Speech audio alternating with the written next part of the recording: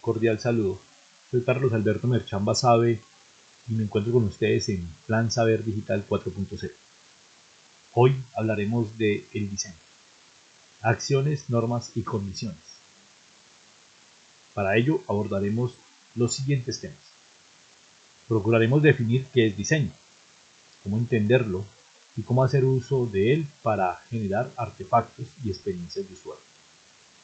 Hablaremos de la ruta metodológica del diseño, que implica idear, configurar y plasmar. Finalmente, hablaremos de las condiciones que se deben tener en cuenta a la hora de diseñar un artefacto. En este caso, hablaremos de las funciones del artefacto y miraremos algunos de sus requerimientos, pensando siempre en función del problema que nos han planteado en nuestro mock. Así que, adelante. Diremos inicialmente que el diseño es una actividad neurocognitiva, es decir, que sucede en el pensamiento y que consiste en dar cuerpo de forma creativa al conocimiento bajo la forma de un algo material lógico que se ocupa de proveer soluciones a problemas. Estas soluciones son las que denominamos experiencias de usuario, ya que buscan satisfacer o generar algunas condiciones que satisfacen los deseos de y a los contextos de relación humana. Toda experiencia de diseño es esencialmente una acción cognitiva de supervivencia. Así, en nuestros días, hemos podido llegar a estos tiempos gracias a la capacidad creativa y de diseño de nuestros congéneres. Hoy en día el diseño se utiliza con otras finalidades, unas finalidades también funcionales, pero también estéticas. Miraremos estos aspectos. En el caso del diseño, diremos que cumple con tres acciones fundamentales: idear, configurar y plasmar. En estas tres acciones nosotros tomamos un problema que ya hemos identificado, reconocemos sus variables sobre las cuales debemos pensar su solución, es decir, las condiciones iniciales, la meta, las variables y el tipo de producto que vamos a tener. Cuando llegamos al diseño del producto tenemos que idear, configurar y plasmar una solución. ¿Qué implica esto?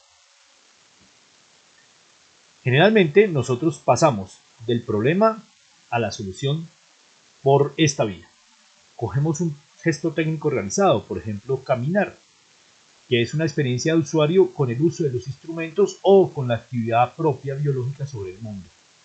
Cuando caminamos, emprendemos un análisis y una problematización de esta acción para configurar y conceptualizar sus variables. De allí derivamos un modelo de representación mental de la actividad técnica. Esta recoge la experiencia de usuario en el mundo, tanto natural como artificial, y entonces nos da una secuencia de pasos de lo que hacemos cuando caminamos. Paso 1, paso 2, paso 3, paso 4, paso 5, paso 6, y así sucesivamente. Una vez hemos comprendido todo esto, generamos las acciones de diseño. Estas acciones de diseño, que están en este ángulo, ¿sí?, del triángulo, son idear, configurar y plasmar. Idear trata de extraer las condiciones taxativas y convertirlas en objetivos deseables. Así, nosotros empezamos a generar múltiples ideas, bocetos, esquemas, tanto orales como escritos como gráficos. Empezamos a interactuar con otros pensando en cuál sería la mejor manera de solucionar el problema. Una vez hemos seleccionado una idea final, llegamos a una propuesta alternativa de la cual pensamos en qué materiales, bajo qué procesos, con qué costos. Este es el escenario de configuración. Y finalmente lo plasmamos. Esa plasmación puede ser en bocetos técnicos, en planos técnicos, en renderizados computacionales, en modelos tridimensionales 3D o en el artefacto final como prototipo o como producto. A esto denominamos gesto técnico posible. El gesto técnico posible es entonces el artificio usable, accesible, asequible, seguro, eficiente y eficaz que el hombre usa para resolver el problema con el que se enfrentaba al principio. Una vez tenemos esa relación, podemos comparar si el gesto técnico posible resuelve el problema del gesto técnico generado. ¿Sí? Allí aparecen unos objetivos opcionales que podrían cumplirse o no en función de eso. Podemos desecharlo, lo cual permite entonces la innovación. Este triángulo señalaría entonces que en la mitad se encuentra como elemento articulador el designio, es decir, el artefacto que vamos a fabricar. Veamos una ruta de esto en términos de la solución de un problema. Se nos ha planteado diseñar un artefacto en este modo. Puede ser el diseño y la programación de una mascota digital. Puede ser la fabricación o el diseño o la fabricación de una casa domática, de un sistema de riego en un cultivo hidropónico, la fabricación de un ambiente arquitectónico sustentable, de una prótesis de pie o cuello de pie para una persona o para una mascota. En todo caso, siempre vamos a tener que partir de un problema, de una necesidad o de un deseo. Así, una vez tenemos el problema, hay que analizar las condiciones del problema, identificar sus variables, reconocer la meta, reconocer qué saberes son necesarios y empezar a caracterizar las variables a partir de una conceptualización. Entonces hacemos una primera búsqueda de información para conceptualizar. Una vez hemos llegado a esta resolución de las variables, sus conceptos y demás, generamos ideas. En esta fase de conceptualización que nos permite lanzar unas primeras aproximaciones sobre la solución, llegamos a una segunda fase de búsqueda de información. Esta segunda fase es esencialmente para determinar si nuestras ideas son posibles o no de realizar, qué se requiere, qué tipo de materiales, qué tipo de procesos, bajo qué tipo de técnicas, en qué ambientes, bajo qué costos. Y entonces con esta segunda búsqueda de información llegamos a la selección de una idea final o la idea más adecuada. Una vez tenemos eso, entonces pasamos a el escenario de configuración. En el proceso de ideación y configuración nosotros vamos a generar bocetos ya más técnicos. Vamos a utilizar las expresiones técnicas de vistas ortogonales, de proyecciones 3D, de modelado técnico, por ejemplo, en sistemas de diagramado electrónico o computacional, o, por ejemplo, el diseño mecánico. Allí tendríamos que hacer una tercera búsqueda de información para determinar, por ejemplo, si eso que estamos diseñando bajo esos componentes son posibles de construir o no. Entonces, en ese escenario de ideación y configuración, nosotros estamos pasando a los escenarios de planeación. Con esa tercera búsqueda de información empezamos a planear qué piezas son las más complejas, qué piezas son las más fáciles, en qué orden vamos a fabricarlos, si vamos de lo simple a lo complejo o de lo complejo a lo simple, en qué tipo de ambiente, bajo qué taller, con qué herramientas, con qué materiales, con qué procesos, en qué tiempos, bajo qué costos y así sucesivamente. Vamos organizando esa cuarta búsqueda de información para poder llegar a la elaboración final de los planos. En esa elaboración final de planos, entonces utilizamos los acotados especiales, los acotados de superficies, así como los acotados dimensionales y de ubicación. Allí podemos emplear, por ejemplo, sistemas CAD para la representación de nuestras ideas. Podríamos utilizar algunos software como AutoCAD, Solid Edge, SolidWorks, SketchUp, Dini, 3D, cualquiera de estos. Depende de su capacidad y del dominio que tengamos de la herramienta computacional para hacerlo. Si no, podemos hacerlo sencillamente empleando los instrumentos de dibujo técnico ya conocidos. Lápices 2H, HB, escuadras, transportadores, compases, reglas T, etcétera, etcétera. De allí podemos pasar de los planos a la elaboración de unos modelos. Modelos estético-formales, que es lo que llamamos maqueta, o modelos estético-funcionales, que son los que generalmente están representados en materiales asequibles para la escuela y que muestran el funcionamiento del artefacto. De allí podemos llegar al prototipo, que es la elaboración de un material en escala 1 a 1 o en una escala proporcional, pero que tiene los materiales reales que deseamos tenga nuestro artefacto final. Como ustedes ven, este proceso de diseño pasa entonces por las acciones de problematización, conceptualización, ideación, configuración y plasmación. Esta ruta nos va a permitir siempre diseñar cualquier tipo de producto, sea arquitectónico, sea un artefacto, sea un software. Siempre vamos a tener la oportunidad de emplear este esquema. ¿Cómo bajamos todo esto a las materializaciones? Es decir, a los prototipos. ¿Qué condiciones deberían tener en el caso del problema que estamos resolviendo en el mock? Veamos. Antes que nada hay que señalar que un artefacto es eso que comúnmente conocemos con el nombre de objeto. Entonces, a eso que llamamos objeto, por ejemplo, los auriculares del teléfono, por ejemplo, las gafas, por ejemplo, las lámparas, por ejemplo, las ollas, la batidora, la calculadora, el sistema de transmisión de movimiento de un automóvil, el tubo de ensayos de química, la máquina de centrifugar, una lavadora, etcétera, etcétera, todos son artefactos. Se denominan artefactos porque son una representación estética de una actividad. Entonces, arte, acción. Estos artefactos deben cumplir al menos con los siguientes elementos. Todo artefacto tiene por definición una forma, una función y una estructura. Sin embargo, en el lenguaje técnico del diseño se llaman así. Lo que nosotros denominamos forma son esencialmente funciones estético-formales, que tienen algunas propiedades de carácter sensorial y de memoria áptica. Entonces allí pensamos la configuración geométrica de los artefactos, qué tamaño tendrán, qué color, qué peso, cuál será la forma más apta para que se adapte al cuerpo humano, a la mano, a los espacios arquitectónicos donde van a disponerse para actividad como para almacenamiento. Allí miramos las propiedades formales como si las texturas, el tipo de material que será el recubrimiento estético, etcétera, etcétera. También tenemos un control sobre la morfogénesis o control formal. Algunas veces imitamos las formas de los animales, otras imitamos otros seres biológicos para poder representar de la mejor manera los artefactos y su función para nosotros los seres humanos. Allí entonces pensamos en unos requisitos de uso.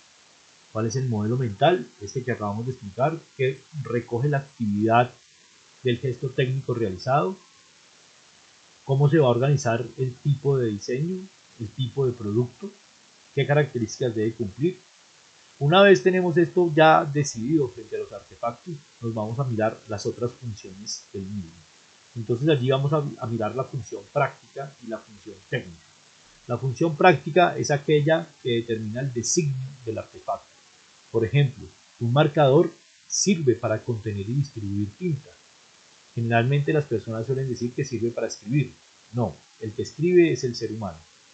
El marcador lo que hace es contener tinta y distribuirlo de tal manera que se despide cada vez que yo la demando, cuando yo hago presión de la punta contra la superficie. Esa es la función práctica. ¿Cómo logra esa función práctica? A través de unos operadores y unos sistemas que permiten eso, que se llama función técnica. Entonces allí tendremos la punta, el depósito, la felpa que cubre digamos, la punta para poder distribuir la tinta, el celofán que cubre esta felpa, el cuerpo, ¿sí?, del marcador está hecho generalmente en polímero y ese cuerpo tiene a su vez una tapa para la parte superior y una tapa para la parte inferior. Esos operadores permiten que el marcador distribuya y contenga la tinta para nuestra disposición. Ahora, ¿qué tipos de fuentes de energía emplean allí? Pues allí hay presencia esencialmente de dos tipos de fuentes de energía.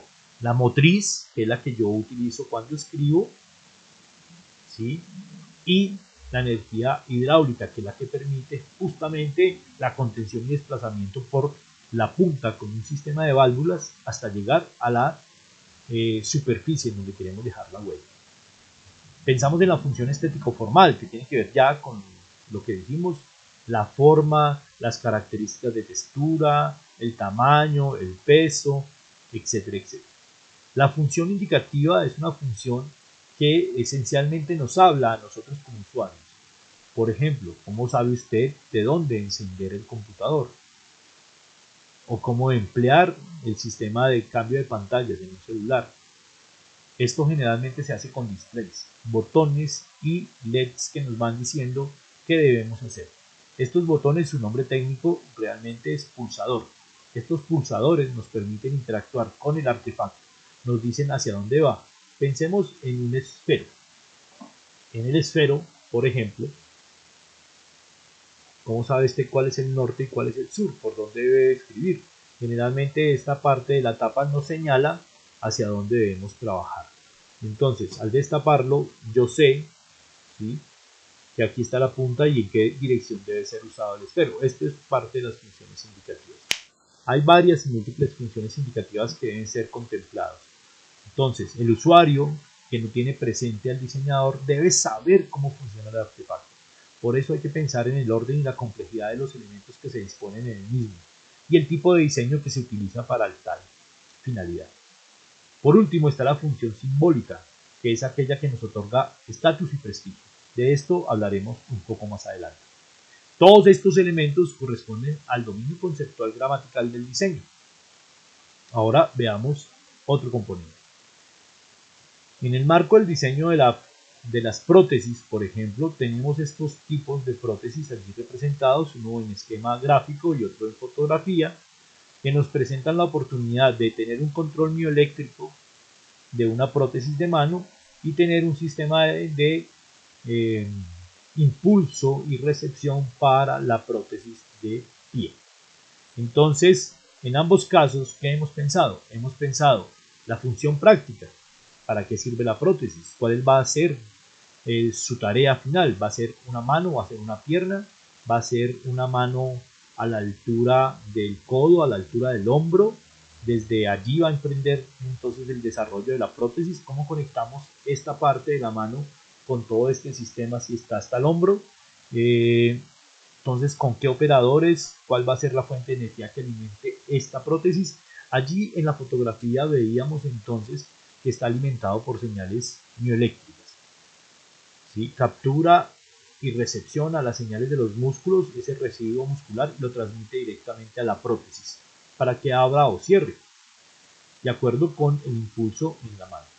Mientras que esta prótesis está pensada en un diseño mucho más directo, más mecánico. Allí estamos pensando en una función estético-formal. ¿Por qué esta forma? ¿Y por qué no otra? Resulta que esta forma puede ser más eficiente para el tema del impulso y la recepción del usuario, evitando así problemas mayores en cadera y en la columna. Esta función práctica, como ustedes ven, determina las características técnicas del artefacto. En la función estético-formal, entonces el color, ¿sí? Las texturas, lo que pueda parecer más estético, más agradable a la vista del usuario, pero también sin abandonar la función. Entonces, en este caso, puede que a algunos no les guste esta forma de la prótesis en la señora, ¿sí? No le parezca agradable a la vista, pero resulta óptima y funcional para los desplazamientos, mucho más como parece ser esta persona es deportista. Así, la función indicativa también nos diría cómo debe usarse esta prótesis. Por ejemplo, en el caso de la señora, ella sabe en qué orden, qué orientación tiene la prótesis y cómo debe ser colocada y adjunta, agarrada al muñón.